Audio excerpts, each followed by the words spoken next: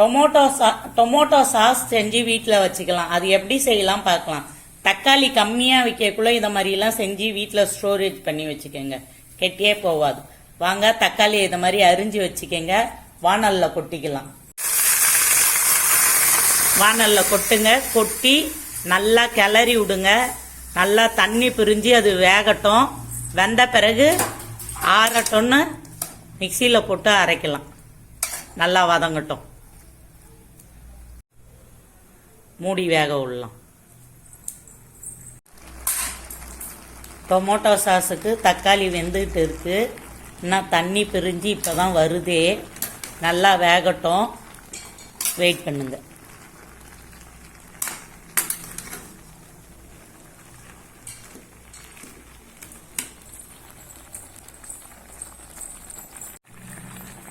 நல்லா தக்காளி வெந்துடுச்சு. தண்ணி பிரிஞ்சு கொதிச்சுக்கிட்டு இருக்குது.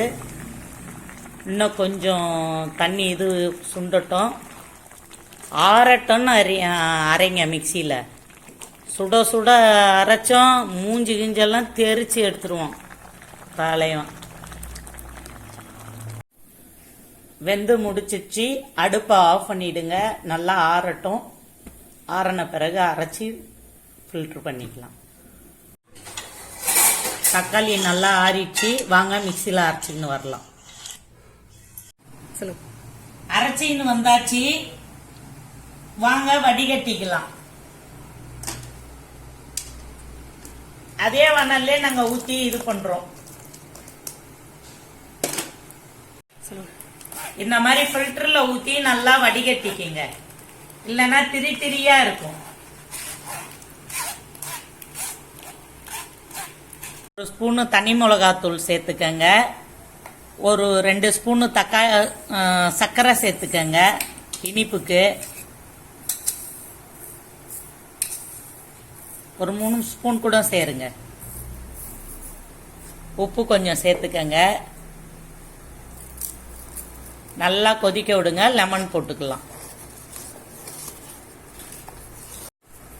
சர்க்கரை இனிப்பு பத்தலை, இன்னும் கொஞ்சம் சேர்த்துக்கங்க. போதும். எங்க கிட்ட வினிகர்ல லெமன் புழிஞ்சு வச்சுக்கிறத ஊத்திக்கலாம். ஊத்தி நல்லா கொதிக்க விடுங்க. கொதிக்கட்டும். எந்த ஒரு கலரும் சேர்க்கல.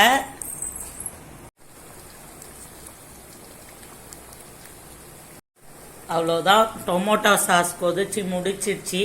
அதை பாருங்க, இனிப்புலாம் எல்லாம் நல்லா பிரிஞ்சு வந்துடுச்சு. அவ்வளோதான். ஆறட்டன்னு ஒரு பாட்டிலில் ஸ்டோர் பண்ணி வச்சுக்கோங்க. 1 மாசமா இருந்தாலும் கெட்டு போகாது. பசங்களுக்கு பிரெட்டு அதெல்லாம் தடவி கொடுக்கலாம்.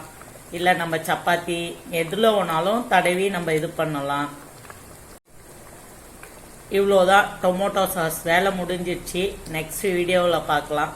டொமோட்டோ சாஸ் செய்யறது ஈஸி தான். செஞ்சு இதை மாதிரி ஸ்டோர் பண்ணி வச்சுக்கோங்க.